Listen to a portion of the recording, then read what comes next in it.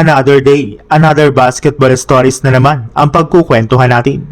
At ngayon nga ay pag-uusapan natin ang balitang may pinapatunayan na nga po ngayon si Jonathan Kuminga sa Golden State Warriors at ang balitang may nag-sign na nga po na player, ang Golden State Warriors. Sa kabila nga po ng sunod-sunod na magagandang laro ni Kuminga sa Hawks, ay may ilang mga fans at analyst pa rin nga po ang hindi naniniwala na sinayang ng Warriors ang kanilang batang player. Ayon nga po sa mga ito, tsaka pa lang naman nga po nila sasabihin ang ganyang klaseng mga salita kung makakapagdala si Kuminga ng malaking puntos laban sa mga malalakas na team, kagaya ng Detroit Pistons. Pero kung si Kuminga nga po ang tatanungin, mukhang seryoso na nga po talaga ito na patunayan sa JSW na mali ang ginawa sa kanya ng kanyang dating team.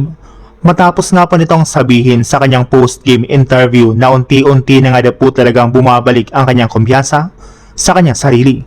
Ibig sabihin, ang JSW nga po talaga, especially si Coach Steve Kerr, ang dahilan bakit hindi na ipapakita ni Kuminga ang kanyang tunay na potensyal. Kaya ngayon nga po na nabigyan siya ng mas magandang oportunidad sa Hawks ay papatunayan na nga po niya ngayon na mali ang ginawa sa kanya ng Golden State Warriors. Sa ibang balita naman, bago pa man nga po magsimula ang game ng Golden State Warriors laban sa Los Angeles Clippers, ay inanunsyo na nga po na hindi na naman dito maglalaro ang kanilang superstar na si Stephen Curry na may tinatamo para namang injury sa kanyang tuhod.